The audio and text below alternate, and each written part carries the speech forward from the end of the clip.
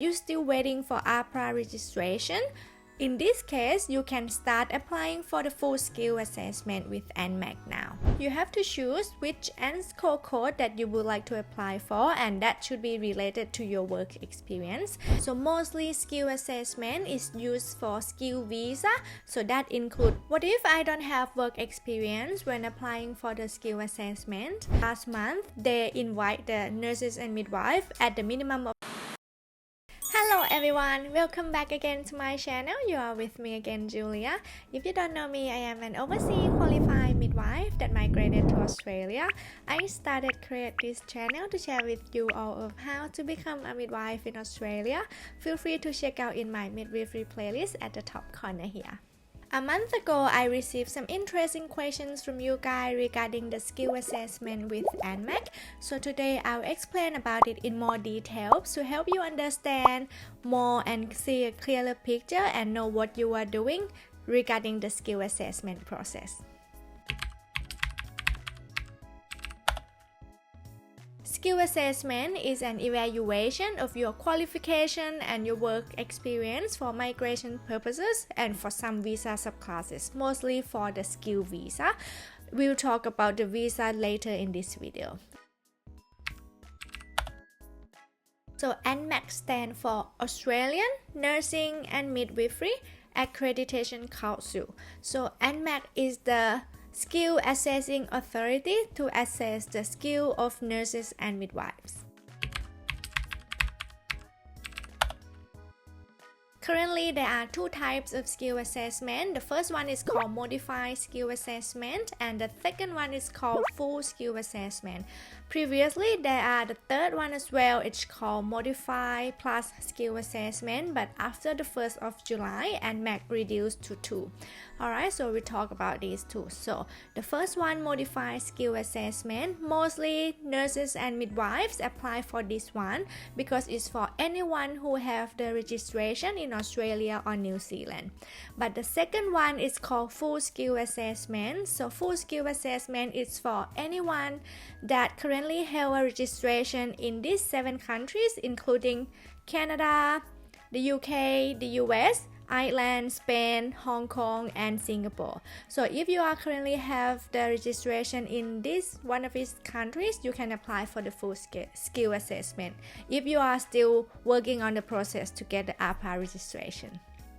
For example, if you are holding a nursing or midwifery registration in the UK and you're still waiting for AHPRA registration, in this case, you can start applying for the full skill assessment with ANMAC now.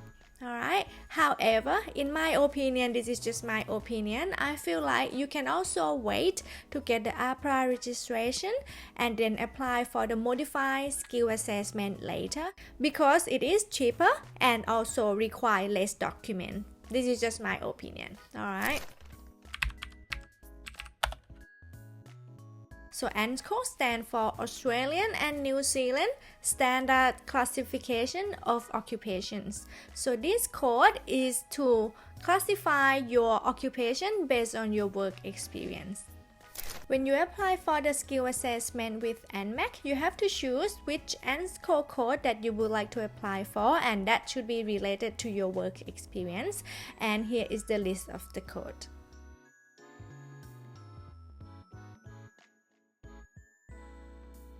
After that, you need to provide a supporting documents to prove your work experience, and that is the professional reference letter. And here is the details that you should include in your reference letter.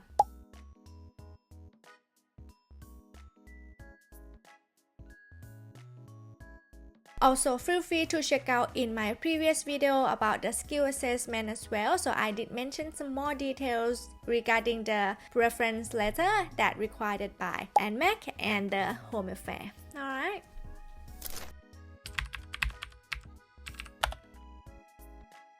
When you're filling the form in the ANMAC website, they will ask you which visa that you are applying for. So mostly skill assessment is used for skill visa. So that includes subclass 189, which is the skill independent visa. It is a PR, the permanent residency. Subclass 190, this is the state sponsorship. It is a PR as well. Subclass 491, this is the temporary work visa, and after you hold this one for 3 to 5 years, you will be eligible to apply for the PR pathway. And the last one is the 186. As far as I know, this is the employer sponsor visa, but when you apply for the direct entry stream, they will ask for the positive skill assessment as well. Alright. You can select multiple if you're planning to apply for more than one visa, or if you're not sure, you can select unknown.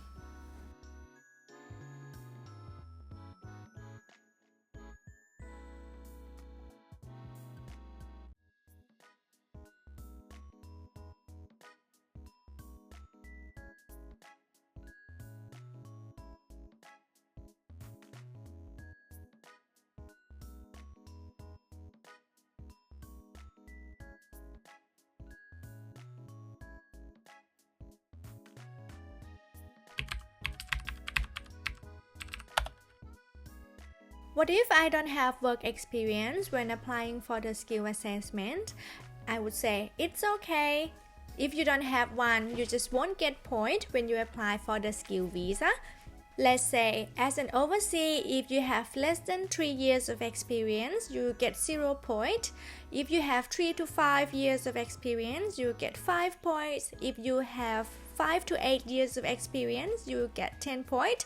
If you have more than 8 years of experience, you get 15 points. Alright, so do more research regarding the skill visa. Check out in the IMI Home Affairs website, and I will leave a link in the description box below as well, together with the link to the point test, so you can check out on that.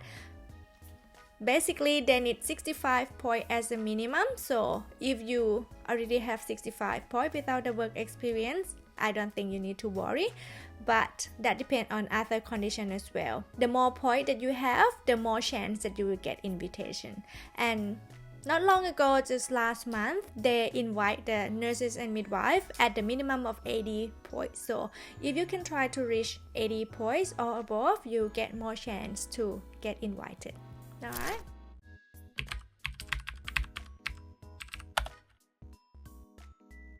And once you got a positive skill assessment and you would like to update your work experience, you can do that as well. And here is how to do it. So you go to ANMAC website and log into your account. Also, so welcome to ANMAC, and then you scroll down here. So skills migrants, click on that one. Scroll down again, and apply for assessment. So as you can see here, nursing and midwifery skills assessment, so click on that one. Scroll down again. So that's the one that I talked about before. So modified skill assessment, full skills assessment, and this is the outcome letter update. So once you got the positive skill assessment and you would like to update more of your work experience, you click on this one. For past applicants with a valid current outcome letter who want to have their work experience added or ANZSCO code change, so we go on this one. Okay, changing your outcome letter. So have a read here as well. So be aware that your outcome letter can be only updated if it has at least 3 months validity remaining. Okay, so it shouldn't be expired yet. Also, this update will not change your expiry date of the documents. Alright, if it's expired, you need to apply for another one. Okay, and so you have a bit of a reading here. Make sure that you understand all of that. So what you can do, you can add your work experience, and you can change your ANZSCO code, you can add your recently complete qualification, or you can correct any errors. Okay, and the price is 145 Australian dollars. Okay, alright, if you're happy with that, so you go to this and then you can process. Alright, Also, in order to prove that the work experience that you would like to update is correct, you also need to provide a supporting document, which is the professional reference letter, again to confirm that your work experience is true. Okay, and then ANMAC will contact your referees, and yeah, they will verify if the information is correct, and then you will get an updated version of your skill assessment. Whew, that's a lot of information, isn't it?